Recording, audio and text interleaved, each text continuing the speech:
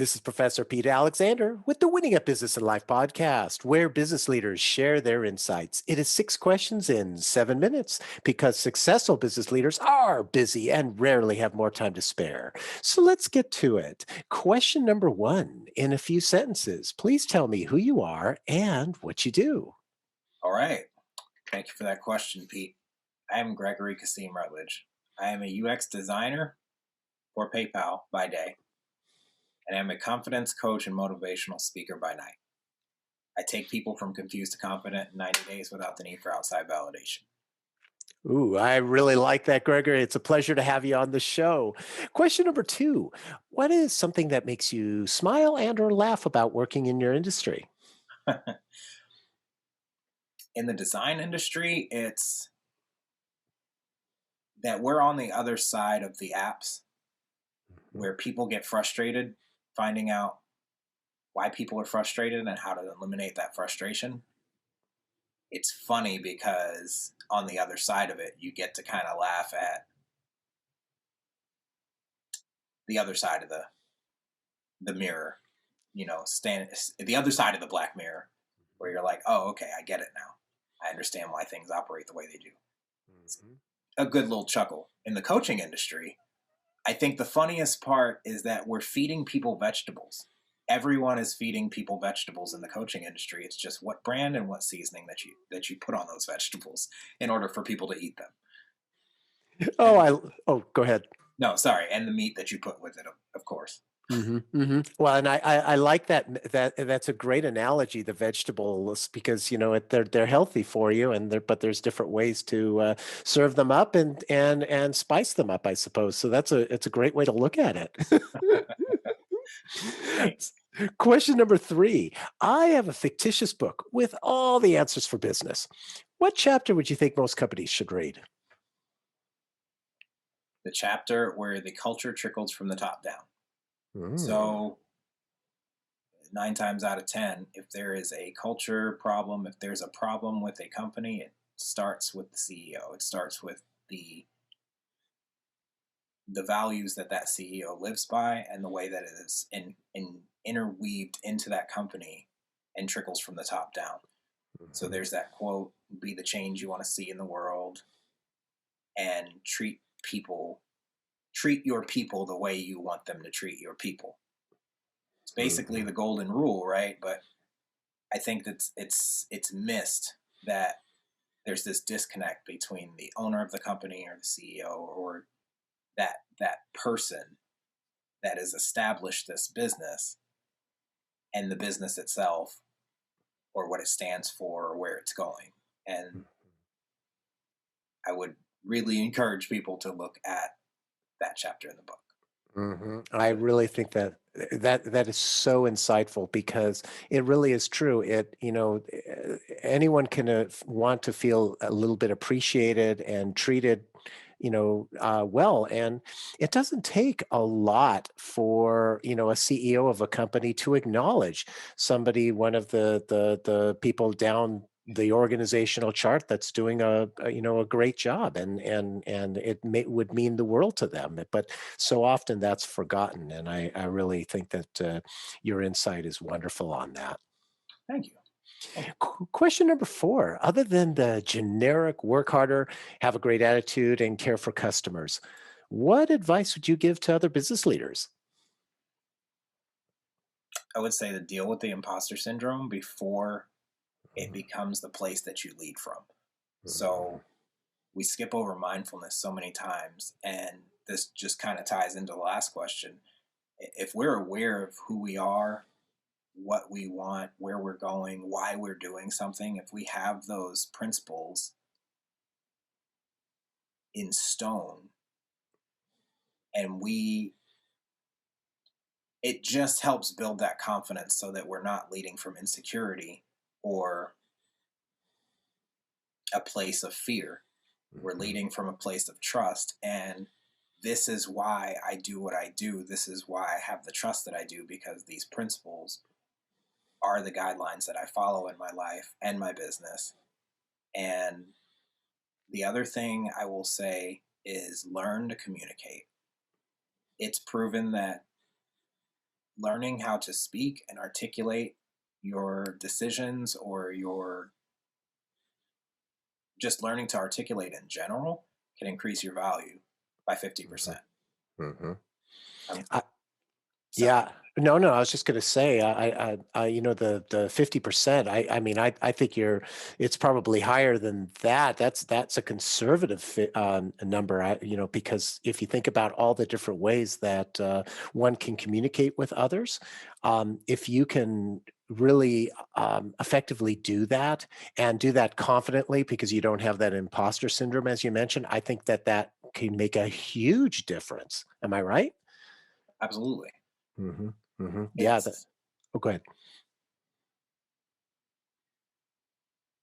We feel like an imposter because we haven't done it before, and we feel like, who are we to do what we're doing? Mhm, The mhm, only way to cure it, because essentially it's that energy is the same: imposter energy, anxiety, nervousness, fear. It's all the same energy, but when we relabel it as excitement, or we just take the action, right? It changes that energy to something that can be used rather than something that hinders and holds back. So just the action cures anxiety. If I mm. just do it and I keep doing it, the law of averages will eventually take over there, and I'll find myself doing better at and learning. Even though I don't realize I'm learning, I'm still learning as I go. Mhm. I really like that too, and it's that taking that action, and I like to also think of fear as a four-letter acronym: fictional evidence appearing real. And we so often are fearful about something that may or may not happen, and it lets us get into this stuck state instead of a state of action, as you're suggesting. So I think that that's really insightful. I love that you used an acronym. My fear acronym is actually empowering. I know that one. Actually, that's false events appearing real was the one I heard. But Mhm. then there's face everything and rise. Mm. Fear is a prompt to face everything that, and I've taken the, if anything scares you, or do one thing every day that scares you, Eleanor Roosevelt. That quote Mhm. really inspired me. I turned it to a personal motto that is, if anything scares you, face it head on so that nothing stands in your way. So Mm. once you battle those fears, I mean, it's like taking a cold shower in the morning. That priming exercise. Once I've done that, nothing else is going to be as hard as that was in that day. So Very, very true. And very insightful. And thank you for teaching me a couple different of those acronyms. I like that. Question number 5. okay. What other business leader like yourself would you like to acknowledge and invite to be on my podcast? So I have a few people in mind. First one that comes to mind is my business coach, James Hilliard. He has been an integral part of my last 6 months, actually almost a year now.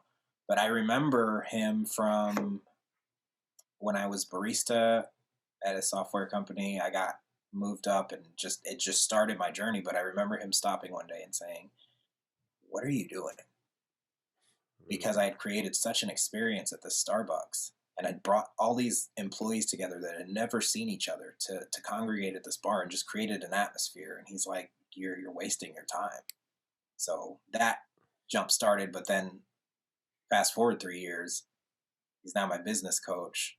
I've started my own thing. I've moved up, no longer in the service industry. So he was an integral part in that. And my life coach, Jessica Cosine. Then there's other people that have been integral parts of my journey, but they're all comfortable on camera. They're all very business minded, dynamic leaders. So there's Everett Swain, Nandi Manning, Tracy Lovejoy, Shannon Lucas, Lee Andrees, and Lauren Grief. I don't know if it's Grief or Greif, but they have all done so much in the communities that they serve, and for me and everyone I've seen them interact with. And I just think that giving them that 7 minutes would be amazing. Well, thank you for that, and I appreciate all those people, and I'll look forward to connecting with them. And our final question, question number 6. Please tell me about your first job. My first job was McDonald's. Mm, I was the fry guy. And you wouldn't think that you would learn much from working at McDonald's, but I think that was the best place to get a foundation because you learn that for pennies, I think I was making 5.15 when I started. You have to do so much so fast, and you have to be able to read people on the spot to match their energy to make their experience right. Uh, you have to make sure that you keep up with the fries because a lot of people come through and get McDonald's fries. So we mhm, went through pounds and pounds and tons of fries every week. And although I only did it on the weekends, it really strengthened my character and was a perfect start. If I could recommend to anyone where you should start in your career journey, it would be at a fast food restaurant because that's going to be that character building exercise, that intestinal fortitude that you need to be able to survive once you get to the corporate world and be able to communicate well with people, mm. and think on your feet.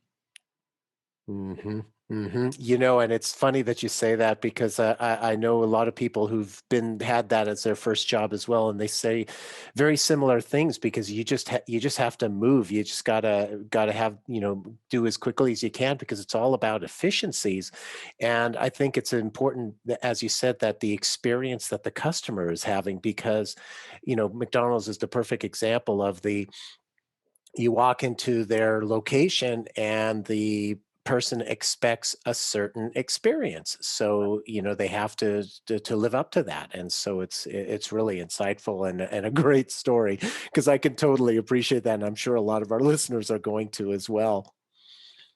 Thank you, Pete. It's been a joy being on this show.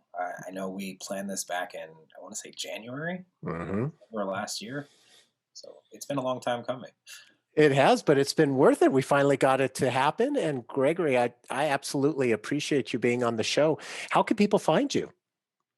So I run my Facebook page like my landing page for like my website. Mhm. So all the coaching stuff is on Facebook. You can find me under my full name, Gregory Kasim Rutledge.